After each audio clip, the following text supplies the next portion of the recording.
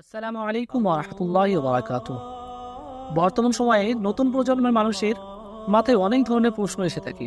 তার মধ্যে একটি প্রশ্ন এরকম আসে যে আল্লাহ তাআলা পবিত্র কুরআন মাজিদের মধ্যে বলেন, ওয়া খালাকতুল জিন্না ওয়াল ইনসা ইল্লা লিয়াবুদুন। অর্থাৎ আল্লাহ তাআলা বলেন যে আমি মানুষ এবং জিন জাতিকে সৃষ্টি করেছি শুধুমাত্র আমার ইবাদতের জন্য। এখানে আল্লাহ তাআলা পরিষ্কার ভাষায় বলছেন যে আমি মানুষ এবং জিন জাতিকে সৃষ্টি করেছি আমার ইবাদতের জন্য, শুধুমাত্র ইবাদতের জন্য। এখানে প্রশ্ন এটা হয়ে থাকে যে শুধুমাত্র যদি ইবাদতের জন্যই আল্লাহ তাআলা মানুষকে সৃষ্টি করে থাকেন, তাহলে মানুষকে সৃষ্টি করার কোনো প্রয়োজনই ছিল না।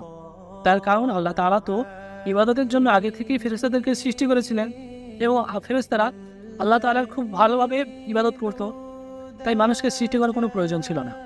তো এর উত্তরে এটা বলা হয়েছে যে দেখুন, ফেরেশতারা যে ইবাদত করত সেই ইবাদতের ধরন আলাদা এবং মানুষরা যে ইবাদত করে তার ধরন আলাদা। দুজনের দুটো মখলুকের ইবাদতের মধ্যে অনেক তফাৎ রয়েছে, অনেক ডিফারেন্স রয়েছে।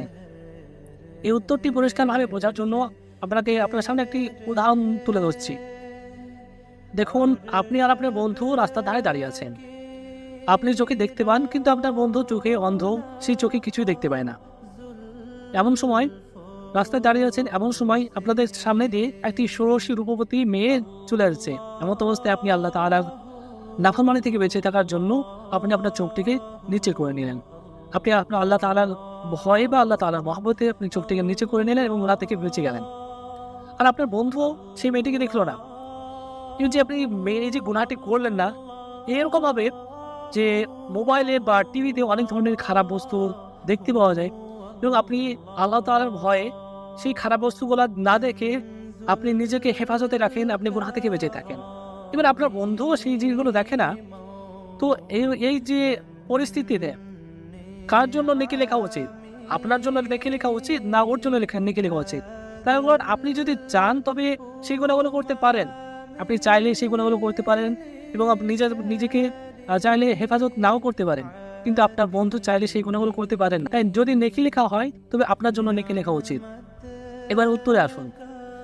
আল্লাহ তাআলা ফেরেশতাদের প্রকৃতি এমন বানিয়েছেন যে ফেরেশতারা চাইলেও আল্লাহ তাআলা নাফরমানি করতে পারবে না।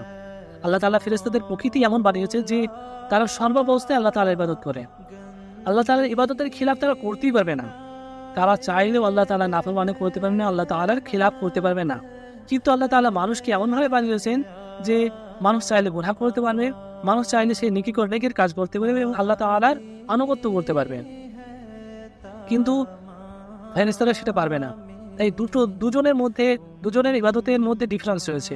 আর আসল কামাল তো এখানেই, যেখানে যার মধ্যে আল্লাহ তাআলা গুনাহ করার মাদ্দাও দিয়েছেন, নেকি করার মাদ্দাও দিয়েছেন, কিন্তু তা সত্ত্বেও সে নিজের সমস্ত চাহিদাকে দাবিয়ে রেখে আল্লাহ তাআলার অনুগত্য করে।